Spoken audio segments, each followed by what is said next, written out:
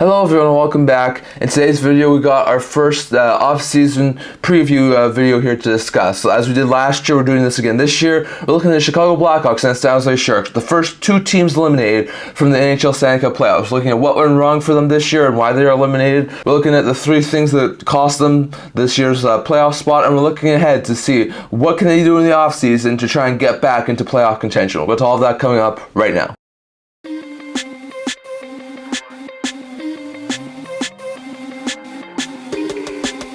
Hello everyone, welcome back to another video here at the Intent Talker channel. Before we get into this video, don't forget to like this video and subscribe down below. Thank you all for your support on our little tool of you guys. So if you haven't already, don't forget to hit the subscribe button down below, and don't forget to leave a comment down in the comment section below so I'll discuss in today's video. Now, as we talked about in the very beginning of this video, we're going to look at the Hawks and the Sharks and look at why they were eliminated, what sort of went wrong for them this season, and how can they improve so they can be a much better team come next year. Now, for the Hawks, for them, this year was not a year for them to be going to make the playoffs. They are still in a rebuild. As much as they got Connor Bedard, and as much as that was a major win for that team, it still is not a piece that's going to get them straight to the playoffs. They still need some more pieces to go around Bedard. So this was a little bit more of another rebuilding year. So this team was not built to win. It was built to be another bottom dweller. I am a little bit surprised that the Hawks are as low as they have been. I mean, they got Bedard, they got a couple of offensive weapons. I thought they would have been a little bit better than this. I thought it probably would have been like between bottom 5 and bottom 10 in the standings, but they are still a bottom 2 team, which is a little bit surprising in my opinion. But still, like I said, this team is not built to win. They don't have a whole bunch of really legit NHL superstars, and in that case, they really don't have a lot on this roster. So that's a huge reason as to why the Hawks once again missed the playoffs and were a second team eliminated from playoff contention. Another one was the injuries, especially on the forward group. Early on in the season, Taylor Hall goes down with an injury. That was a bad blow. Anthony Cia missed a ton of time this year due to injuries. They acquired Bouvillier, and he goes down with an injury. He's out for, I think it was like a month and a half. So that was a bad blow. I think Foligno was out with an injury for a little bit of time, so that was a bad blow. There's a couple of other guys in the Hawks group, and then Bedard was also out for, I think it was like a month and a half due to an injury too. So there was a lot of injuries on that forward group that really decimated it. That at one point they had to claim Zach Sanford off waivers and trade for Rem Pitlick, which usually is a decent bottom 6 ad, but those guys are playing like third line minutes. So the Hawks were not a team who really had a lot of offensive weapons to begin with, and then they lose a ton of offensive weapons in season. That really did hurt that team. So that was a bad stuff there for the Blackhawks, and probably another reason as to why they have one of the worst goal scorings in the NHL. And then on top of that, their lack of scoring. Coupled with the fact that this team had a lot of injuries on the forward group, this team also did not have a lot of really good offensive weapons. I mean, Nick Foligno was a decent offensive weapon. Jason Dickinson's actually had a pretty good season. I mean, if you look at this team, only 4 players have over 30 points this year at this point in time as we record this video. There's probably going to be a couple more before the end of the season, but as of right now, Dickinson, Foligno, Kurashev, and Bedard are the only 4 guys who have over 30 points. There's a very likely chance that Tyler Johnson, Seth Jones will probably also hit over 30 points by the end of the season, but still, this has been a team that doesn't even have a whole bunch of over 20 point players. I mean, only 7 players in this team has over 20 points this year, and will most likely only finish with over 20 points this year. So this is a really bad stuff there for the Hawks. So they didn't have a whole bunch of really good forward depth. They didn't have a really good amount of forward scoring. Only 2 players have hit the 20 goal mark in Dickinson and Bedard. So just given that fact, it's been really tough there for the Hawks to get offense going, and that's probably another reason. So the injuries, especially to the forward group, the lack of scoring, and the fact that this team was built to lose are probably the 3 main reasons why this Hawks team was eliminated quite so early from the playoffs. Now, on top of that, we look ahead to the offseason.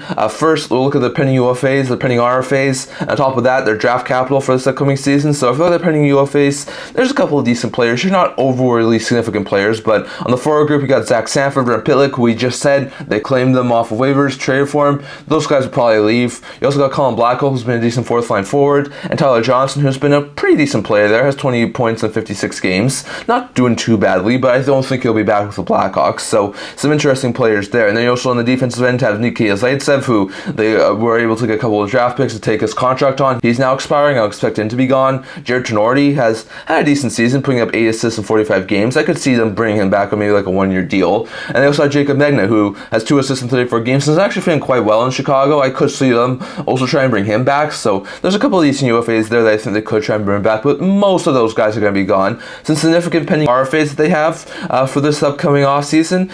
On the forecourt, they have a lot of them. Cole Gutman, who's been an up-and-down player, playing at NHL level, AHL level. He can be a decent third-line center long-term, so I could see them trying to bring him back. Mackenzie Entwistle's been a decent top-9 forward, so I could see them trying to sign him. Reese Johnson, I could probably see him be back, but I wouldn't be surprised if he was let go. Lucas Reichel and Tyler Radish, they really do have to decide on those guys. Reichel has gone to 54 games, has 11 points this year. I think they could try and bring him back. Radish only has 14 points in 66 games this year, and I do think there's a very likely chance that the Radish could be traded, so let's wait and see on those guys, but those are some of the RFAs they have right now. On top of that, they have some defensive RFAs, including Louis Crevier, who's actually been at the NHL level some points this year and is actually quite good. Isaac Phillips has also been at the NHL level a couple of times this year and looked quite good. And Alex Vlasic, who's been a mainstay on the top 4, has had a pretty good point total, most points by any of their pending RFAs with 15 in 65 games. I think he's definitely going to be re-signed by the Blackhawks. So definitely some pending RFAs and UFAs that this team has. They need to try and figure out how they can improve on. And on top of that, they have 9 picks for this upcoming draft. They have Darren the Bolts first round pick, theirs as well as the Kings and Canucks second round pick, theirs and the Senators third round pick, and then they also have the Predators 5th round pick and their own 6th round pick. So they have a lot of decent draft capital, especially in those first 3 rounds. Having 5 picks in the first 3 rounds is fantastic for the Hawks, so that's a pretty good move there for the Hawks. Now, things I think this team could do in the offseason that I think could definitely make their team better. First, they need to make a determination on Taylor Hall. Now, Hall's going to be entering the final year of his deal. He's got a $6 million cap hit. This team is most likely not going to make the playoffs next year. I think expect some improvement, but I don't expect them to definitely be making very many strides next year to the playoffs. So they got to decide, would they be willing to keep Hall until maybe the deadline and then flip him at the deadline, risk an injury though, given Hall's long, lengthy injury history, or will they try and move him in the offseason and get what they can for him? I mean, they were able to move Hall for pennies on the dollar, given the fact that the Bruins just moved his contract on as like a cap dump. So to get anything back from it would be pretty good for him. So I do wonder about that. On top of that, what else could they do? There's going to be a lot of defensemen coming off the roster. Like we said, Tenorti, Zaitsev, Megna. I would not be surprised if there's a couple of guys moved. We'll talk about that in a second. So I could see the Hawks go after 1 or 2 top 4 defensemen, especially in free agency. They have the cap space to do so. So if they can get someone who's either a little bit younger on the longer term deal or maybe more of a veteran on like a 1 or 2 year deal, I could definitely see the Blackhawks do that. So definitely I expect them to add some more pieces on the blue line to improve that top 4. On top of that, get solid wingers for Bedard. As much as Hall's a really good winger, I think they could definitely try and improve that team even more. They have tons of draft capital. On top of that, they also have a couple of really good prospects. I do wonder if they try and package something together to either trade for a player or they go into free agency and try and pay one of the better free agents in the market. So I do think there's a couple possibilities out there, but I would not be overly surprised if the Hawks were either big players in free agency or big players on a trade market to try and get some more wingers, elite level talent for Bedard.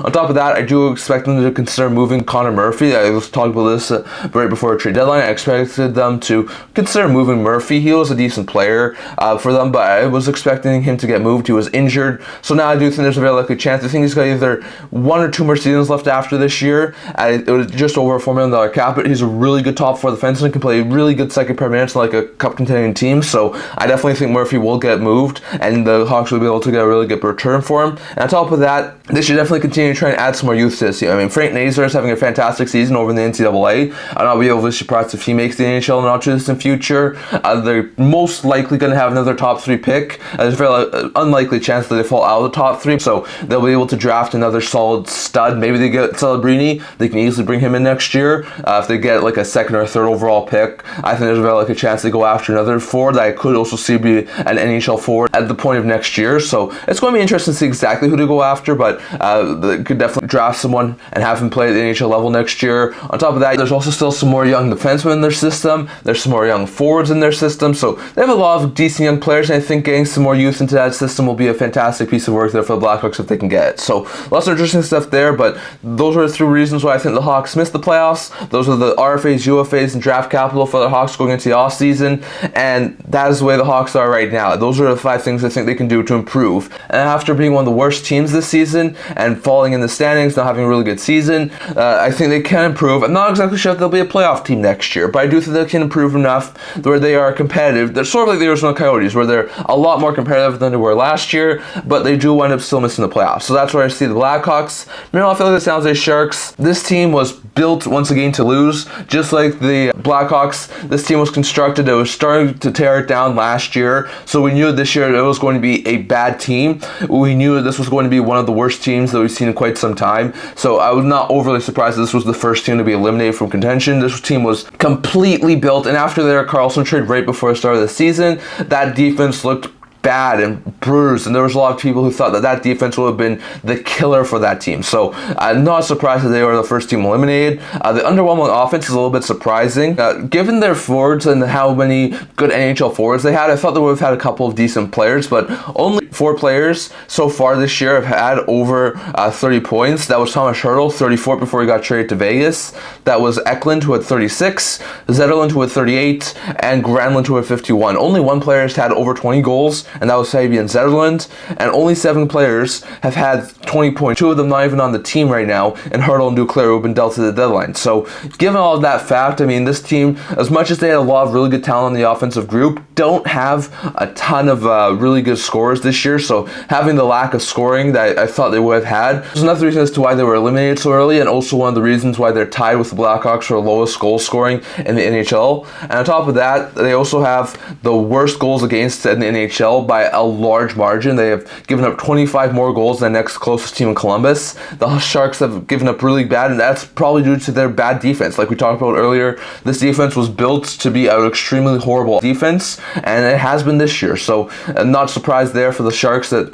the bad defense, the way it was constructed, that defense was extremely atrocious. The forward group, given the fact they weren't able to produce really much this year, and then the fact that this team was built to lose, were probably the 3 main reasons as to why this Sharks team missed the playoffs again this year. So interesting stuff there. Looking over to the pending UFAs and RFAs for this upcoming offseason. On the defensive end, they only have 1 pending UFA in Jacob McDonald. He's been a serviceable 7th defenseman. I wouldn't be overly shocked if he was brought back, but I also wouldn't be overly shocked if he left. They also have Josh Bailey and Ryan Carpenter, who have actually been doing pretty good as like bottom 6 forwards. I wouldn't be overly surprised if they were brought back on like a little bit more of an expensive deal, but also wouldn't be surprised if they went to go chase opportunities elsewhere. And then you also have Barabanov, Hoffman, LeBanc, who are all decent top 9 forwards, but I don't expect any one of those guys to be back. LeBanc has had a rough couple of years in San Jose. Barabanov was potentially going to be moved by a trade deadline, but didn't. And Hoffman was a cap dump. And as much as those guys have all done decently this year, I think they all go and find new places elsewhere in the offseason, so I don't expect any of those guys to be back. On the RFA side, you have Luke Cunnin, who I think could wind up being moved. He's a little bit of an older RFA, but I do wonder if they try and bring him back. I also have Philip Zadina and Thomas Bortolo, who have been decent players. Bortolo's come up and been fantastic. Zadina's actually been a really good offseason addition, so I could see those guys get 2 to 3 year extensions.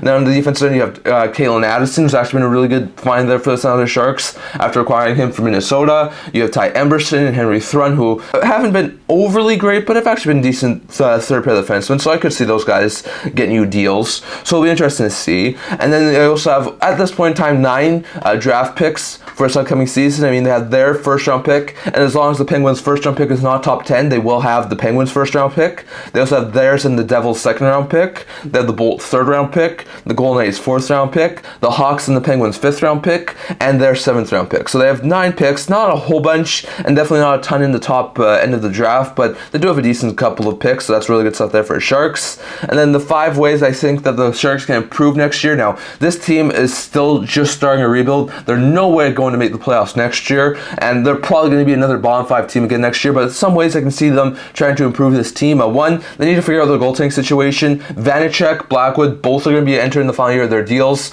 so they need to figure out who's the future starter of this team. Is it Magnus Corona, who's in the minors right now? Is it one of the other guys they have in the system? Do they need to still try and find or draft their new starting goaltender, and if so, when do they want to bring him up? And if Vanacek and Blackwood don't want to extend, do they move them in the offseason, or do they try and go into the season with 2 pending UFA goaltenders and consider moving them at the deadline? So that's going to be an interesting thing to watch out for. On top of that, add more young players to this team. Bortolo hasn't been a consistent NHLer, while Eklund has finally gotten his NHL opportunities. So that's really good to see Eklund at the NHL level, but I do think that they need to try and get some more young players opportunities. So I would hope that Bortolo gets a long look at the NHL next year and is hopefully more of a consistent NHL player. I hope that on top of that, that. Mukama Doolin will get an NHL chance at the NHL level for the defensive end.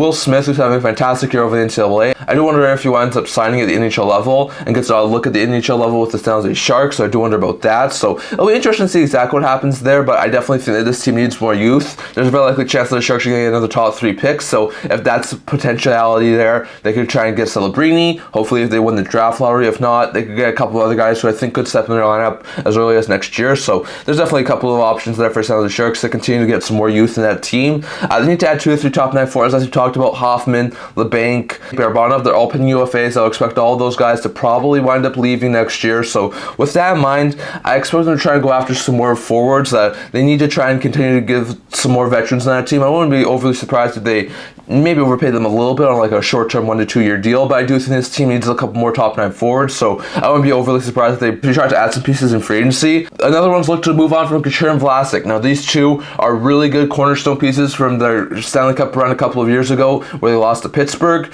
but those two I think need fresh starts. Vlasic has not been an overly good defenseman. I think he's got 2 years left after this year, $7 million. I don't think anyone would want to acquire that contract via trade, so I do wonder if they consider buying out Vlasic. I wouldn't rule out that possibility. For Couture, he's got the rest of this year plus 3 more seasons at $8 million, so it will be a very difficult trade to work, but Couture, in my opinion, is still a really good second line center, and I could see teams like Calgary or Boston or potentially even Washington have some interest in trying to add a center like him, so I do wonder about Couture being moved, even if the Sharks don't have a retention slot available, so I do wonder about that. And then on top of that, I think they need to add 1 to 2 veteran D. I think this defense core this year was way too inexperienced. I think this definitely needs a little bit more working on, so as much as they need to overpay one or maybe just add a couple of decent depth defensemen, I think they do need to add some more veteran guys who can definitely help lead that D core in the right direction. So that's just my opinion of the San Jose Sharks. Those are 3 reasons why I think that they missed the playoffs. Those are the RFAs, UFAs, and draft capital for this upcoming season. And those are the 5 ways I can see the Sharks improving this year. Like I said, I don't expect the Sharks to make the playoffs next year. I don't even expect them to be out of the bottom 5 of the NHL, but I think there are some ways that they can wind up improving this team. So it's going to be interesting to see. I'd love to hear your thoughts on all this down in the comment section below. Why do you think the Hawks and the Sharks wind up missing the playoffs? Do you think that those teams can both improve in the standings to become better teams in the future? And how do you think they will do that? And do you think they could bring back any of their UFAs, any of their RFAs? And what do you think about their draft capital as well? Definitely let your guys' thoughts on all that down in the comment section below. So I'm going to talk about for today. Remember to like this video, and if you like to subscribe down below. Thank you for all your support. I know with all of you guys. So if you haven't already, don't forget to hit the subscribe button down below. Don't forget to leave a comment down in the comment section below so you can discuss today's video. Also a blog talking about news, rumors, analysis, stuff like that. So if you check that out, leave it in the description below. And catch you guys all for next video. See you guys soon.